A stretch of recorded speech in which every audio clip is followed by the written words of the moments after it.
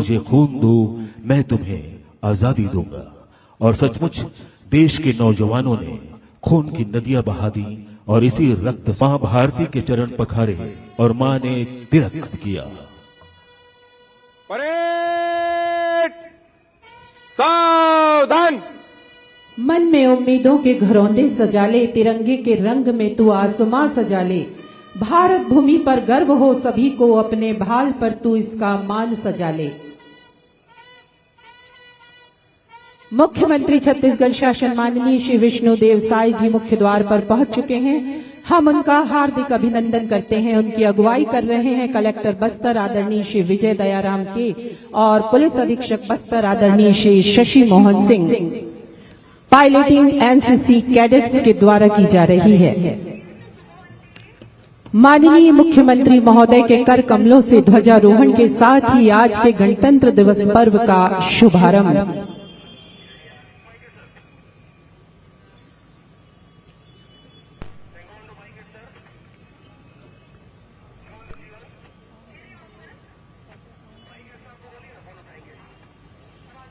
Parade सलामी रहेगी।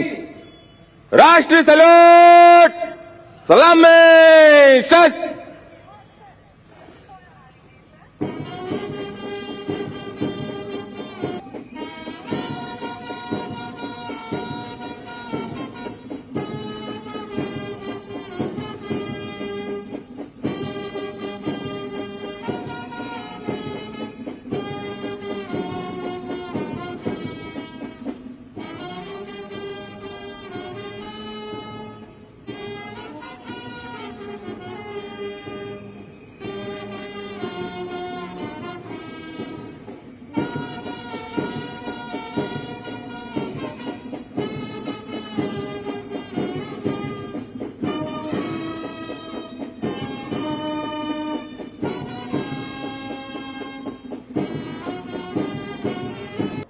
और अब इस गरिमामयी समारोह के मुख्य अतिथि मुख्यमंत्री छत्तीसगढ़ शासन माननीय श्री विष्णुदेव साय जी प्रदेश की जनता के नाम अपने संदेश का वाचन करेंगे।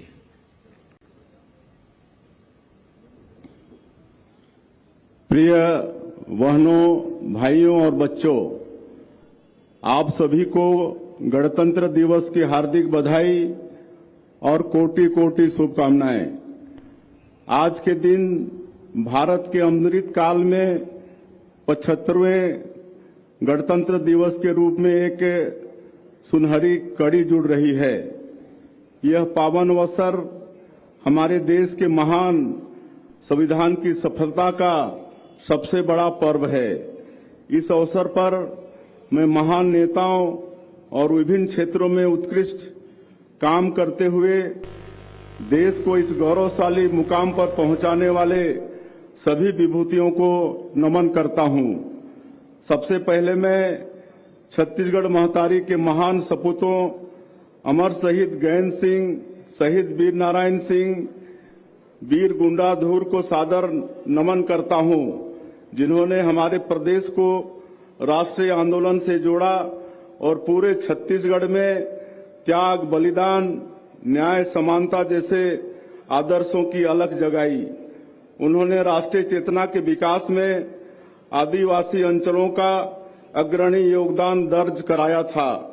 बाद में इस राह पर चलकर प्रदेश के अनेक वीरों और राष्ट्रभक्तों ने स्वतंत्रता संग्राम में महत्वपूर्ण भूमिका निभाई एवं प्रदेश और देश के विकास में योगदान दिया।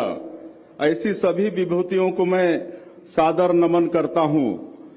हम भारत के लोगों ने अपना संविधान बनाया और स्वयं ही संविधान को अधिनियमित और आत्मार्पित किया था।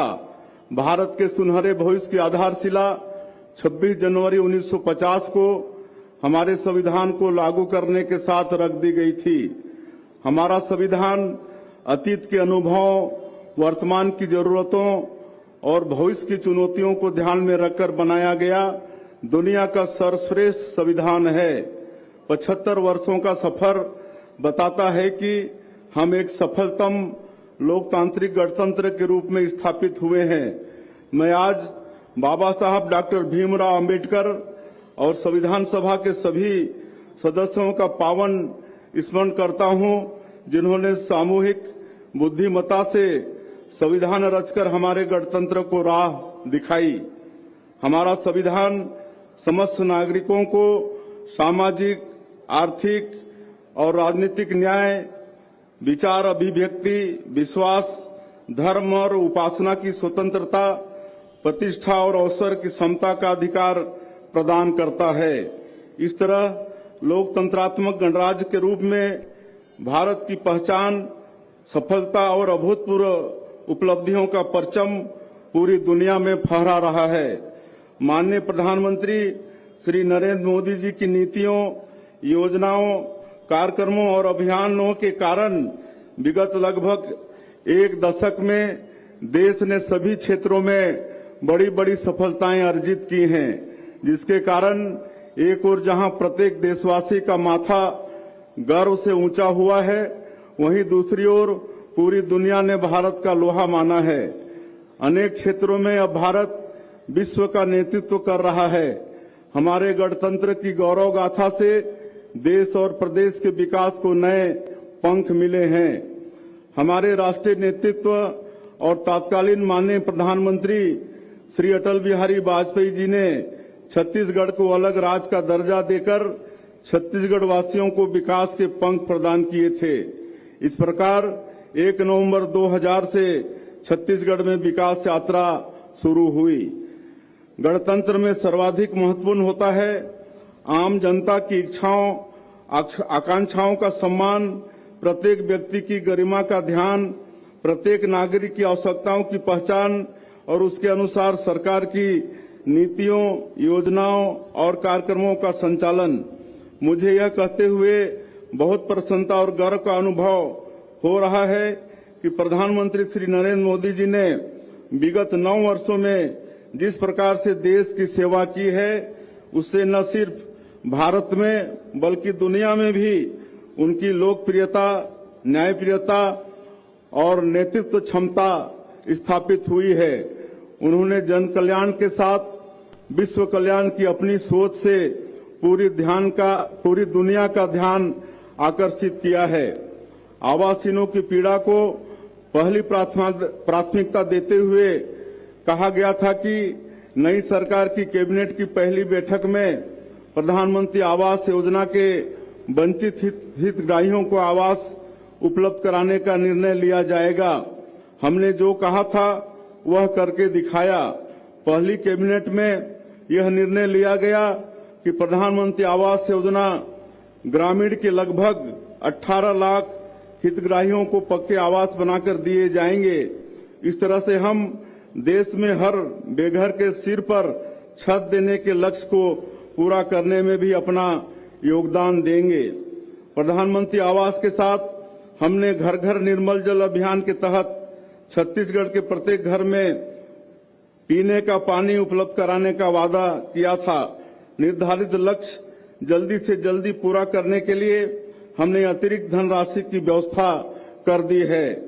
अन्नदाताओं की समृद्धि और खुशहाली को लेकर छत्तीसगढ़ राज्य के जन्मदाता पूर्व प्रधानमंत्री अटल बिहारी वाजपेयी जी के जन्म दिवस, सुशासन दिवस के अवसर पर 2 साल की धान खरीदी की बकाया बोनस के एक मुश्त भुगतान को लेकर वादा किया गया था। यह वादा हमने नियत तिथि को निभाया और 12 लाख से अधिक किसानों को एक मुश्त 3,716 करोड़ रुपए की राशि उनके बैंक खातों में हस्तांतरित की। कृषक उन्नति योजना के अंतर्गत हमने प्रति एकड़ 21 क्विंटल धान खरीदी का आदेश जारी करके यह व्यवस्था लागू कर दी है। व्यवस्था में सुधार हेतु ऑनलाइन धान खरीदी केंद्रों में बायोमेट्रिक प्रमाणीकरण से धान खरीदी की जा रही है। 48 घंटे के भीतर भुगतान की व्यवस्था की गई है, जिसमें काफी हद तक सफलता मिली है। आपको याद होगा कि कृषक जीवन ज्योति योजना हमारी ही पूर्ववर्ती सरकार की देन थी, जिसने किसानों के जीवन में बहार लाई थी। निःशुल्क बिजली प्रदाय से उनकी सिंचाई सुविधा और उत्पादन क्षमता में बहुत बढ़ोतरी हुई थी। सरकार बनते ही हमने इस योजना की समीक्षा की और पाया कि किसानों को निःशुल्क बिजली देने की यह व्यवस्था बहुत कारगर साबित हुई है, जिसे और अधिक प्रभावी बनाने के लिए 1123 करोड़ रुपए अतिरिक्त राशि स्वीकृत की गई है। किसान भाइयों और बहनों, हमें इस बात का पूरा एहसास है कि आपको अपने जीवन में किन बड़ी बड़ी समस्याओं का सामना करना पड़ता है। आपकी मेहनत और त्याग अनमोल है।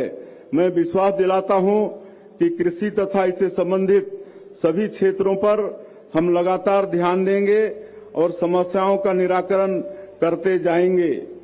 प्रधानमंत्री किसान सम्मान निधि योजना, प्रधानमंत्री किसान समृद्धि केंद्र योजना, प्रधानमंत्री फसल बीमा योजना, जैविक खेती मिशन, राष्ट्रीय बागवानी मिशन एवं राष्ट्रीय कृषि विकास योजना, national mission on edible oil, राष्ट्रीय गोकुल मिशन, प्रधानमंत्री कृषि सिंचाई योजना आदि योजनाओं का समय पर अधिकाधिक लाभ प्रदेश के किसानों को देने की व्यवस्था की जाएगी। मातृशक्ति को नमन करते हुए मैं कहना चाहता हूं कि माताओं, बहनों, बेटियों के सम्मान, स्वाभिमान, स्वावलंबन और सुरक्षा के लिए हम हर संभव कदम उठाएंगे। उनकी सेहत, शिक्षा और पोषण के लिए भी समुचित योजनाएं कारगर ढंग से लागू की जाएंगी। हमने महतारी बंधन योजना के अंतर्गत 12,000 रुपए वार्षिक आर्थिक सहायता प्रदान करने का वादा निभाने की दिशा में पहल प्रारंभ की है। हम विद्यार्थियों और युवाओं की चिंता से अवगत हैं। यही वजह है कि छत्तीसगढ़ पीएससी की सभी प्रमुख परीक्षाओं की प्रक्रिया को यूपीएससी की तर्ज पर सुव्यवस्थित करने हेतु प्रयास किया जा रहा है। हमने पीएससी प्रकरण की जांच सीबीआई से कराने का निर्णय लिया है। हमारी सरकार ने सभी प्रमुख परीक्षाओं की पारदर्शिता और गुणवत्ता सुनिश्चित करने के लिए अनेक स्तरों पर परीक्षण प्रारंभ कर दिया है।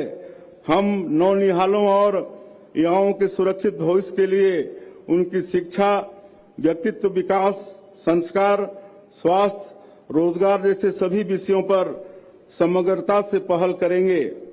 यह हमारा सौभाग्य है कि विकसित भारत संकल्प यात्रा के माध्यम से प्रदेश में एक महाअभियान संचालित किया जा रहा है, जिसका उद्देश्य प्रदेश के हर वंचित और कमजोर व्यक्ति तक पहुंचना और पात्रता अनुसार उन्हें विभिन्न योजनाओं का लाभ प्रदान करना है। यह यात्रा प्रदेश की सभी 11,654 ग्राम पंचायतों तथा 170 नगरीय निकायों में पहुंच रही है। भारत सरकार की जनहितकारी समस्त योजनाओं के पात्र हितग्राहियों तक पहुंचकर उनसे संबंधित योजनाओं के बारे में जागरूक कर रही है। इसके अलावा स्थल पर योजनाओं का लाभ भी प्रदान किया जा रहा है। इस महाअभियान से कमजोर तबकों के सामाजिक आर्थिक सशक्तिकरण में मदद मिल रही है।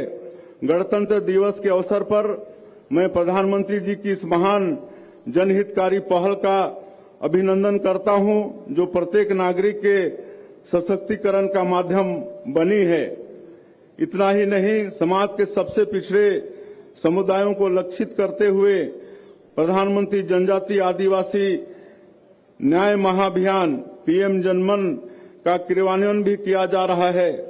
राज्य में विशेष रूप से कमजोर जनजाति समूह बैगा, कमार, पहाड़ी कोरवा, बिरहोर एवं अबुझ माड़िया को पीएम जनमन के माध्यम से 9 केंद्रीय मंत्रालयों द्वारा 11 लक्ष्यों पर कार्य किया जा रहा है, ताकि इन समुदायों के लोगों और उनकी बसाहटों में जो अभाव बच गए हैं उनका निराकरण किया जा सके। इसके अलावा भी राज्य सरकार अनुसूचित जाति, अनुसूचित जनजाति, पिछड़ा वर्ग, अल्पसंख्यक समुदाय के विकास की विभिन्न योजनाओं को कारगर ढंग से संचालित करने के लिए संकल्पबद्ध है। तेंदुपत्ता तथा अन्य वनोपजों से उनकी आजीविका के साधनों को मजबूत करने तथा इनके रहवासी क्षेत्रों में बेहतर अधोसंरचना उपलब्ध करने के हर संभव प्रयास किए जाएंगे। मैं प्रदेशवासियों को साधुवाद देता हूं, जिनके सहयोग से छत्तीसगढ़ को देश के तीसरे सबसे स्वच्छ राज्य का खिताब मिला है। मैं चाहूंगा कि स्वच्छता के सभी मापदंडों पर आप सबकी लगन और जागरूकता लगातार बढ़े। हमें प्रदेश को स्वच्छता के शिखर पर पहुंचाना है ताकि जीवन स्तर यूनियन के विभिन्न प्रयासों का अधिक लाभ सबको मिले। कोविड-19 की विश्वव्यापी आपदा से निपटने के लिए किसी भी जरूरतमंद परिवार को पोषण समस्या न हो, यह ध्यान में रखते हुए केंद्र शासन ने निःशुल्क अनाज प्रदान करने की योजना शुरू की थी। अब प्रधानमंत्री गरीब कल्याण अन्न योजना के अंतर्गत दिसंबर 2028 तक निःशुल्क चावल प्रदाय की व्यवस्था कर दी है। छत्तीसगढ़ में इस योजना से 67,94,000 अंत्योदय, प्राथमिकता, एकल निराश्रित एवं निःशक्त जन राशन कार्ड धारियों को मासिक पात्रता का चावल दिया जाएगा। सार्वजनिक वितरण प्रणाली को कारगर, पारदर्शी और सुविधाजनक बनाने के लिए one nation one ration card योजना प्रारंभ की गई है, जिसमें हितग्राहियों को अपनी पसंद की किसी भी राशन दुकान से राशन सामग्री प्राप्त करने की सुविधा है। प्रधानमंत्री उज्ज्वला योजना के अंतर्गत प्रदेश में अब तक 36 लाख से अधिक नवीन गैस कनेक्शन जारी किए गए हैं। छूटे हुए पात्र हितग्राहियों को विकसित भारत संकल्प यात्रा के दौरान विशेष अभियान संचालित करते हुए उज्ज्वला गैस कनेक्शन दिए जा रहे हैं। इस योजना से महिलाओं की सेहत, सुविधा और स्वाभिमान की स्थिति में बहुत सुधार आया है। हमारा छत्तीसगढ़ धर्म, अध्यात्म और संस्कृति का प्रदेश है। यहाँ हर क्षेत्र में कुछ न कुछ विशेषताएं हैं, जिसका सम्मान करते हुए एक साझा संस्कृति का विकास प्रदेश में हुआ है। हमारी सरकार सभी जातियों, धर्मों, समुदायों की आस्था का सम्मान करते हुए समरस विकास के रास्ते पर चलेगी। अयोध्या धाम में प्रभु राम की प्रतिमा की प्राण प्रतिष्ठा के प्रति लोगों की जिज्ञासा और अगाध श्रद्धा भाव का सम्मान करते हुए हमारी सरकार ने रामलला दर्शन योजना प्रारंभ करने का निर्णय लिया है, जिसके तहत प्रतिवर्ष हजारों लोगों का अयोध्या धाम तथा काशी विश्वनाथ, प्रयागराज की तीर्थ यात्रा कराई जाएगी। छत्तीसगढ़ में सांस्कृतिक विरासत, प्राकृतिक संसाधन, पर्यटन विकास के अवसर, परंपरागत ज्ञान तथा कौशल, परिश्रमी तथा विवेकशील जनता, नवीन संभावनाओं के अनुसार अपने को ढालने की इच्छा शक्ति, नई चुनौतियों का सामना करने का साहस जैसे तमाम आवश्यक तत्व मौजूद हैं। सुशासन के माध्यम से सही दिशा में आगे बढ़ने की आवश्यकता है। नक्सलवाद तथा विभिन्न प्रकार के अपराधों, हिंसा व अन्याय पर तेजी से रोक लगे। संविधान की भावना अनुसार सभी क्षेत्रों और सभी वर्ग के लोगों को विकास के समुचित अवसर मिले। सेवा, सुशासन, सुरक्षा और विकास के लिए हर संभव कदम उठाए जाएं, ताकि सभी छत्तीसगढ़ वासियों की आय और जीवन स्तर यूनियन में वृद्धि का सिलसिला तेजी से आगे बढ़े। भाई और बहनों, हमारी चेतना में एकात्म मानववाद के प्रणेता पंडित दीनदयाल उपाध्याय का दर्शन समाहित है, जो हमें मानव धर्म के लक्ष्यों के प्रति जागरूक रखता है। वहीं भगवान राम के प्रति अटूट श्रद्धा हमारी पहचान है। हम रघुकुल रीति सदा चली आई, प्राण जाई पर वचन न जाई का अनुसरण करते हैं। हमारी सरकार हर वादा पूरा करने के लिए तत्पर है। मुझे पूरा विश्वास है कि आप सबके प्यार, सहयोग और समर्थन से हम छत्तीसगढ़ महतारी का, छत्तीसगढ़ के जन जन का हर सपना पूरा करेंगे। जय हिंद, जय छत्तीसगढ़। आप देख रहे हैं दैनिक चिंतक। आगे की अपडेट के लिए बने रहें हमारे साथ। हमारे चैनल को लाइक, सब्सक्राइब और शेयर करना ना भूलें।